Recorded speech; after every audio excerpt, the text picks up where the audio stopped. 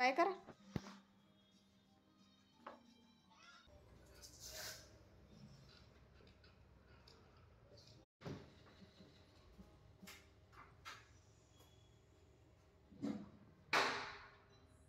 चल ग चल चल आतमध्ये हो मम्मा.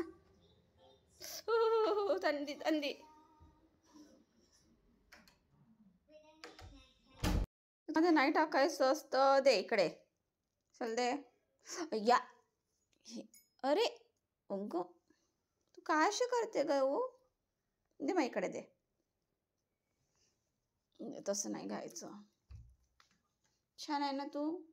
तू आहे का छान बेबी. क्यूटी पाय आहे क्यूटी पाय.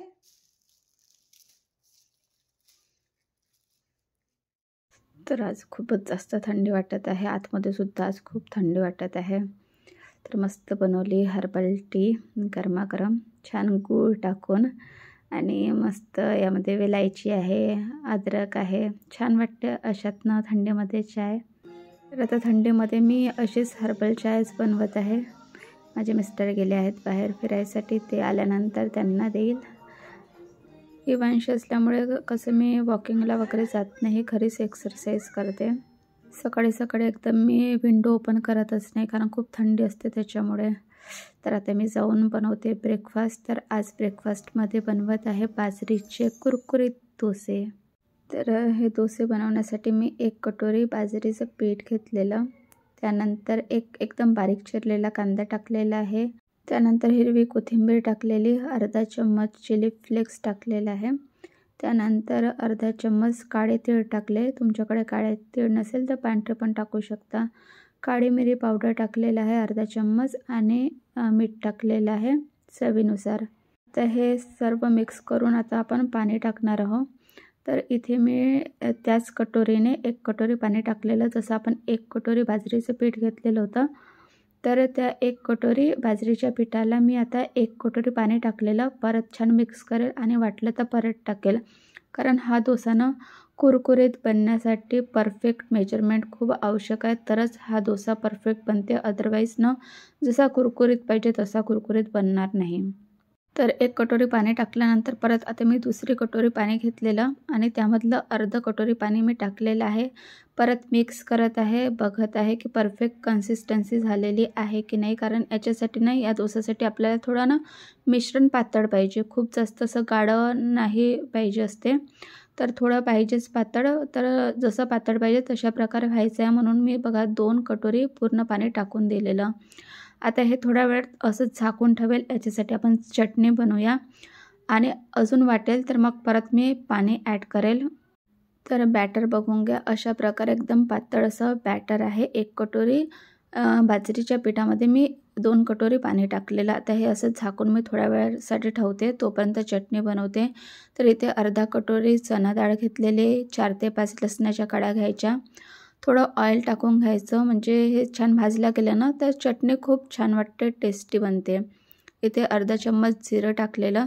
त्यानंतर 2 चम्मच मी तीळ टाकलेले आहेत. आता हे हलके गोल्डन ब्राऊन होतपर्यंत भाजून घ्यायचे आहे. खूप जास्त जळतपर्यंत ठेवायचं नाही. तर आता हे भाजल्या गेलेले आहेत. तर गॅसची फ्लेम बंद करेल आणि हे थंड व्हायसाठी ठेवून देईल. तर बेबी काय करत आहे बघते. तर ही तर झोपली. TV पाहता पाहता झोपली. तिचं असंच राहते, TV पाहता पाहताच झोपून जाते. आज तशी पण ती लवकर उठलेली होती आणि इकडे TV चालूच आहे. तिला झोप आली असेल. 10:30 वाजत आलेले आहे. तर बेबीला बेडरूममध्ये नेऊन झोपवून देते.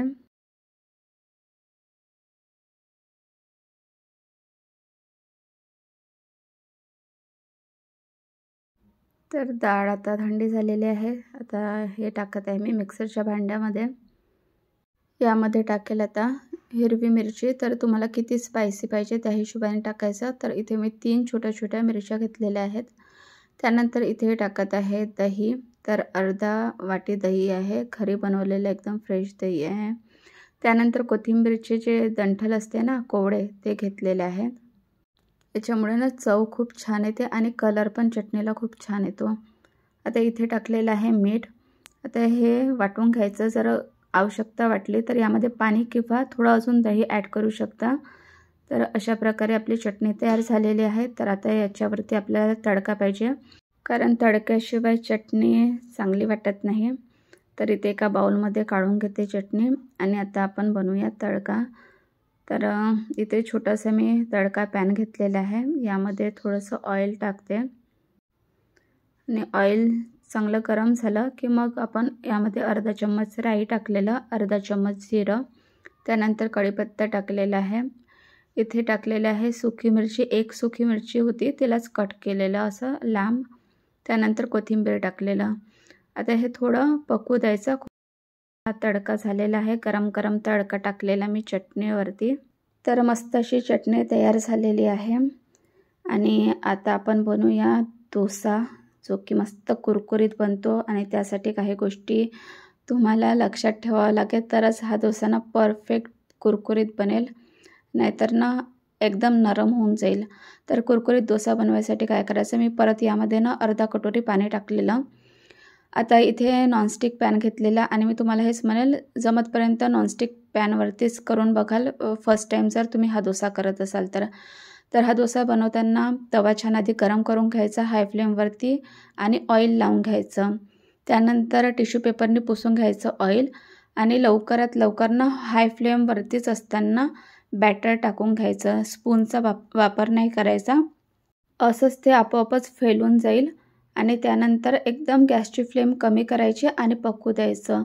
जेव्हा ते चांगलं पकलेलं असलं ना, तर साईडने ते आपोआपच निघतं, त्याच्यावरूनच तुम्हाला कळून जाईल की हा डोसा झालेला आहे। वरून जर तुम्हाला थोडंसं ओलं किंवा गिलसं जाणवत असेल, म्हणजे पकलेलं आहे असं वाटत नसेल, तर अशा वेळेस थोडं छान पकवू द्यायचं कमी फ्लेमवरती, म्हणजे जो डोसा बनेल ना एकदम कुरकुरीत असा डोसा बनेल। तर हा बघा, तुम्हाला वरून मस्त असा कडक झालेला दिसत असेल, तर हा एकदम पापडासारखा कुरकुरीत डोसा तयार होतो। जर अशा प्रकारे बनवाल तर एकदम ना कमी फ्लेमवरती बनवलं तर कुरकुरीत डोसा बनतो। थोडा वेळ लागेल पण कमी फ्लेमवरतीच होऊ द्यायचं। तर याचा आवाज ऐकाल तुमच्या लक्षात येईल की हा किती कुरकुरीत झालेला आहे।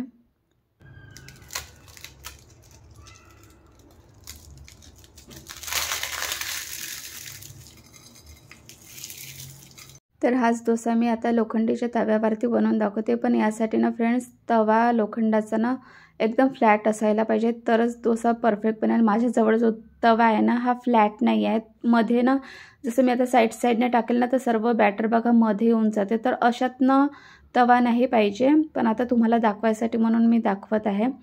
तर आता जसं मी बॅटर टाकलं तर हे असंच फैलवून घ्यायचं, स्पूनने बिलकुल फैलवायचं नाही। तवा छान आधी ना गरम होऊ द्यायचा, गरम झाल्यानंतर ऑइल लावायचं आणि पुसून घ्यायचं, त्यानंतर बॅटर टाकायचं, लवकर असं टाकून फैलवून घ्यायचं आणि मग कमी फ्लेमवरती हे छान पकवू द्यायचं, म्हणजे एकदम कुरकुरीत होते।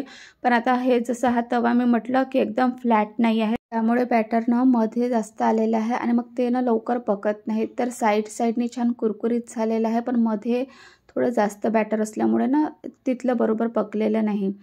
तर तुम्हाला जर लोखंडीच्या तव्यावरती बनवायचं असेल तर फ्लॅटच तवा घ्याल तर एकदम परफेक्ट बनेल। तर आपले डोसे बनवून तयार झालेले आहे, मस्त असे कुरकुरीत, तुम्हाला आवाजावरून तर लक्षातच येत असेल। तर थंडीच्या दिवसामध्ये तसं पण बाजरी खाणं खूप जास्त गरजेचं असतं। तर भाकर आणि चपाती खाऊन जर कंटाळा आला असेल तर अशा प्रकारे बाजरीचा डोसा ट्राय कराल, तुम्हाला खूप आवडेल। तर असा बाजरीचा डोसा ना माझ्या मुलाला खूप आवडते, कुरकुरीत डोसा।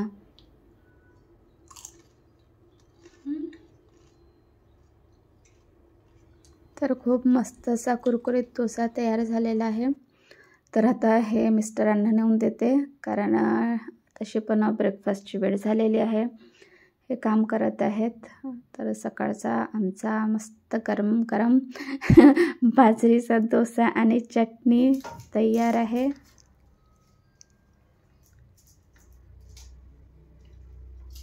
कडकवाला आहे डोसा, क्रिस्पी। तर आता मी पण माझा ब्रेकफास्ट करून घेते। इवांशी आहे झोपलेली, मग तिच्यासाठी वरण भाताचं कुकर मांडून घेईल। आता माझा ब्रेकफास्ट झाल्यानंतर मी आता लंच करणार नाही, डायरेक्ट डिनरच करेल। तर चला फ्रेंड्स, नंतर भेटूया नेक्स्ट हेल्दी रेसिपीसोबत. तोपर्यंत बाय.